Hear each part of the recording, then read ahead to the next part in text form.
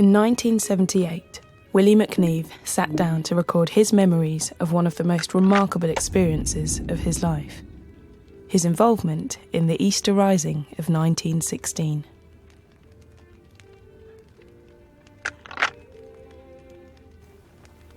Ladies and gentlemen, I've taken the precaution of committing what I had to say to tape, so that if I wasn't able to say it to you in person, I could hand it to you in this instrument, in which you now hear my voice. Thank God for technology. 1916. All Ireland is ruled from London. Although the country has been promised Home Rule, the First World War and threats of violence have stalled all efforts to enact reforms passed in the British Parliament in London. Nationalists who seek a greater independence from the UK, and Unionists who don't, grow restless. Before the war, members of these groups had formed militias and armed themselves. Radical nationalist leaders emerge, amongst them Pearse, Connolly and the O'Rahilly. Conflict seems inevitable. A call goes out, an uprising to bring about independence. Most in Ireland disagree with the call to arms. However, hundreds of men and women are inspired to act. Among them, 19-year-old Willie McNeve.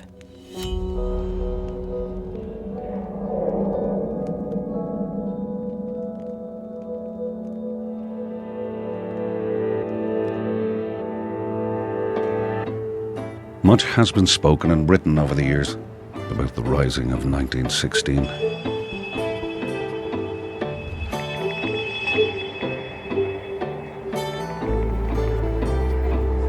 On Easter Monday, as we thought that everything was off, we decided to go to the Fairyhouse races.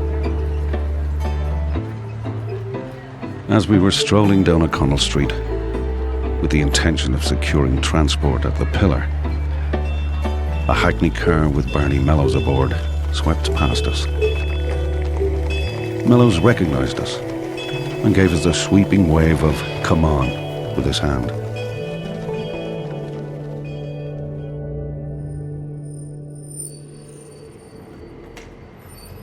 We therefore concluded that the show was going on, went back to our digs, got our arms, and hurried to Liberty Hall.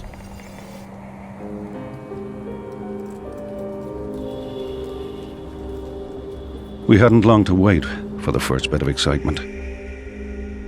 A company of the 5th Lancers, escorting some horse-drawn lorries laden with munitions from the North Wall, were approaching along the quays.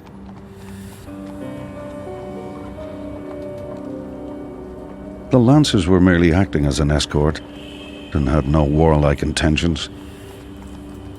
But how were we to know this? So, having made up our minds that this was it, we turned our faces to the wall, made an act of contrition, took up firing positions, and awaited orders to open fire.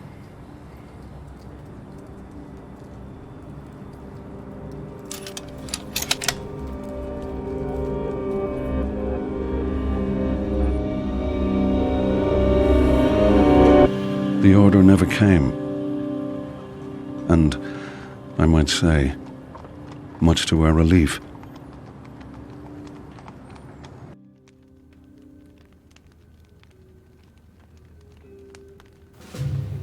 All over Dublin, the rebels are swept up in the call to occupy public buildings. Armed with smuggled weapons, they focus their efforts on the city's communication hub, the GPO. Once inside, they begin an increasingly tense 6 days, soon under fire from the British outside. Willie McNeve finds himself at the heart of this conflict. An order was now received to to advance to the GPO.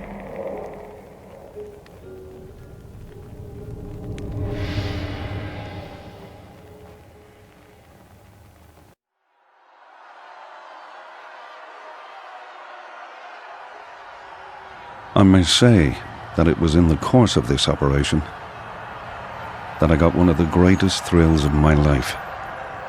When I looked up, saw the tricolour of the Irish Republic floating over the GPO, I admit unashamedly that the sight brought tears to my eyes.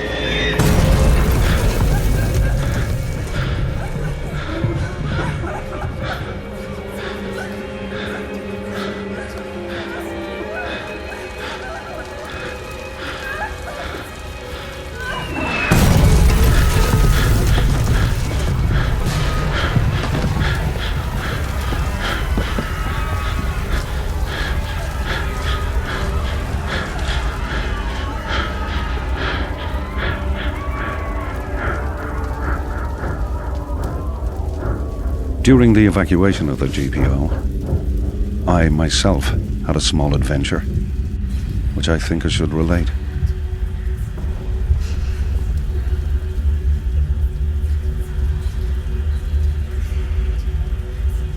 When Pierce gave the order to retreat from the GPO, it was found that the only door giving access to Henry Street had been a long time in disuse, and therefore not openable. The order was therefore given to break it down. I was standing fairly close to the door when someone put their hand on my shoulder saying, "You and you, break down the door." I placed my Hoth rifle up against the wall, grabbed some heavy instrument, I can't recall what, and proceeded to assist in the smashing of the door.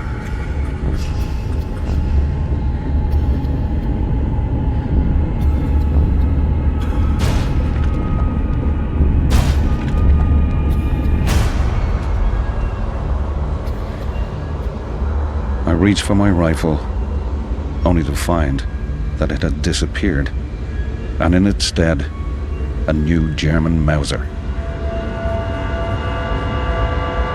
I held up the rifle and waited for some minutes to see whether there was any claimant. There was none. I therefore moved out into Henry Street and across into the laneway opposite.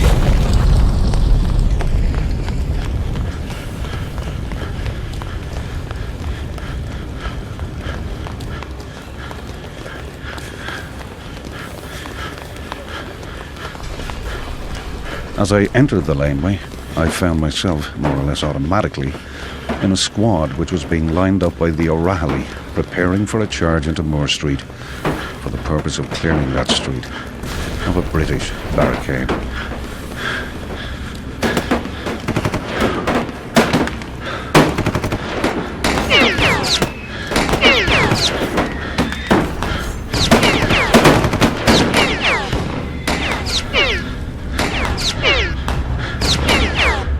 Reality dawned on me. I had a rifle without either ammunition or a bayonet, and a bayonet or the ammunition without the related rifle.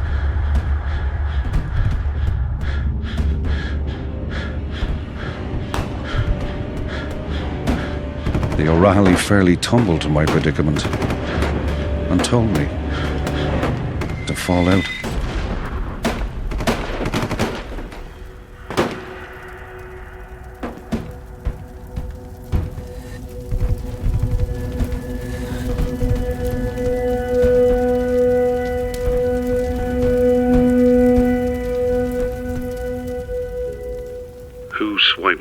Oath rifle and left me a German Mauser. In view of the fate of the O'Reilly and his party in their charge into Moore Street, the answer that came over to me loud and clear was that it was my guardian angel. The rest is history. 6 days of fighting leaves Dublin in ruins. Over 450 people had been killed, and over 2,500 had been injured. The rebels surrender, and the city is placed under martial law by the British. It lasts for 6 months. Thousands of men and women are imprisoned.